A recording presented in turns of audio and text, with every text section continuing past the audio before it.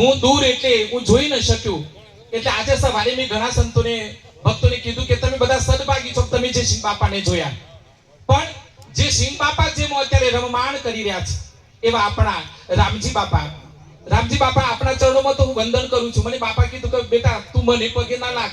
અરે દીકરો બાપને પગે લાગે,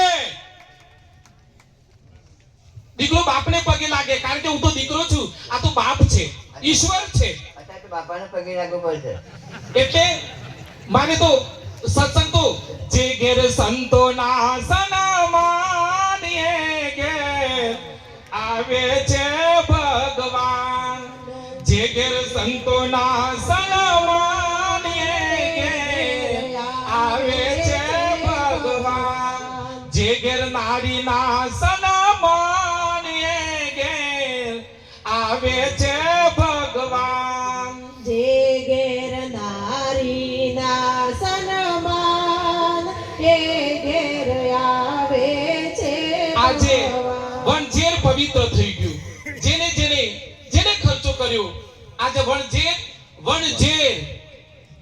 ઝેર વગરનું વણઝેર આજે બાપાના પગલાથી વણઝેર પવિત્ર થઈ ગયું.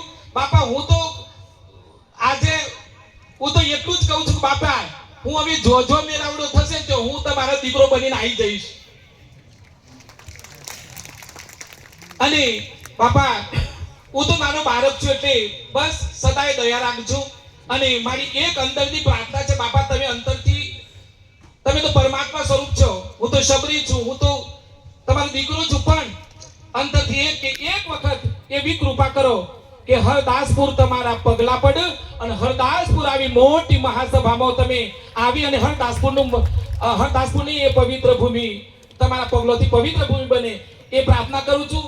ઘણું છે પણ ઘંટીનો ગારો હોય, બાપજી કીધું કે ઘંટીનો ગારો હોય, એમાં ઘંટીનું જે પેલું ખોટો ના હોય, જેને દુખી થવું હોય, જેને આધી વ્યાધિ ઉપાધિમાં રહેવું હોય, એ આ મેળાવડામાં ન આવે. આપણા બાપા જયસિંહ બાપા, નાથુ બાપા, આપણા રોમજી બાપા સેન્ટર્સ આપણે યોના આશરે રહીશું ને તો આપણને આધી વ્યાધિ ઉપાધિ નહીં નડે. અને બાપા સૌથી આપણું જયસિંહ બાપાનું મહાન કાર્ય જો કોઈ હોય તો ગાયો માટે હવાડો. જ્યાં જોઈએ તો ગામડે ગામડે બાપાના નામના હવાડા છે. આજે એ બાપાને વંદન કરું છું. સાથે સાથે જ્યાં જોઈએ તો ગામડે ગામડે ચબૂતરા છે. આજે હું એક વખત કચ્છમાં 21 વર્ષ રહીને આવ્યો, એક વખત અહીંયા ગયો તો ગોધમજી, હું ટુ વ્હીલ ઉપર કચ્છથી આવ્યો, આવી અને પછી મારે અંતરથી એમ થયું કે મારે જયસિંહ બાપાની સમાધિના દર્શન કરવા છે. અને ત્યાં ટુ વ્હીલ લઈને ગયો. એ વખત તો ફોર વ્હીલ હતી નહીં, સંતોની કૃપાથી અત્યારે બધું છે, પણ એ વખતે નહોતું. અને એ વખતે કચ્છમાંથી આવી અને બાપાની સમાધિના દર્શન કર્યા, અનુભૂતિ થઈ. પણ એવામાં એવું હતું કે મારા જોડે 2-4 જણા હતા. એટલે કીધું કે બાપજી ભૂખ તો લાગી છે. મેં કીધું જયસિંહ બાપા તમારું બધું પૂરું કરશે. અને સાહેબ ચમત્કાર જુઓ, એ વખતે કે એ રસોડા આગળ થઈને ગયા, રામ રામ બોલ્યા, રસોડું બંધ, બપોર થઈ ગયેલા, મોડા પડેલા, કારણ કે ટાઈમની ખબર નહીં. પણ એ વખતે અંદરથી કે બાપા ક્યાંથી આવી? તો કચ્છથી આવ્યો છું, દર્શન કરવા આવ્યો છું. કીધું બેટા રસોડું તાત્કાલિક ખોલાઈ અને એ મારા સાથે આવેલા એમને અમને પ્રસાદ આપ્યો. આટલા બાપા અંતર્યામી છે. તો આપણા રામજી બાપા અંતર્યામી છે. હવે આટલી મોટી ભગવાન કૃષ્ણએ કહ્યું છે કે હું સૂર્ય છું, હું ચંદ્ર છું. આપણા રામજી બાપા સૂર્ય છે, ચંદ્ર છે. આટલી બધી મોટી સંખ્યામાં તમે અહીંયા આવ્યા, પધાર્યા. બાપાએ તો કીધું કે મારી નજર નીચી છે, તમારી નજર ઊંચી છે. બાપા ઘણી બધા પ્રશ્નોનું સ્પષ્ટતા અહીંયા થઈ ગઈ. બસ આપણા બધામાં એક જ ઈશ્વર રમી રહ્યો છે. અને હું પણ બાપા જો વંદન કરતા તો હું પણ આપણા ચરણોમાં દંડવત વંદના કરું છું. અને ફરી પાછા મેરાવડામાં મળીએ, અરસપરસ દર્શન કરીએ. અને બાપાએ સરસ કીધું કે નિર્મળ રહો. પણ આપણે તો બહાર જઈને પાછા ટાઈટ.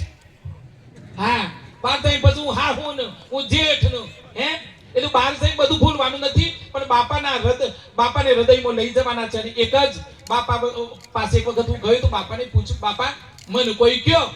એટલે કીધું બેટા તને હું કહું, મીત કોક તો કયો કે બેટા ભૂખ્યાને રોટલો આપજો, કૂતરાને રોટલો આપજો, ચકલીઓને ચણ આપજો ને રામ રામ કરજો. આજે મારા બાપા મારા હૃદયમાં અખંડ અને એ પ્રમાણે હરદાસપુર કાશી વિશ્વનાથ મહાદેવ ઋષિ આશ્રમમાં દરરોજ 10 કુંડો ભરોય કૂતરાનો રોટલો લાવીને ખોઈ છે.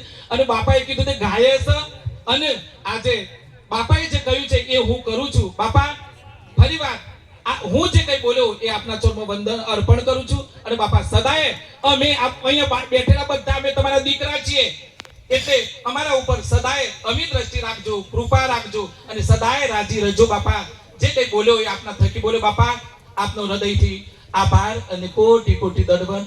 રામ રામ રામ રામ. અમારે એક ભાભો તાતી મને પહોંચ્યો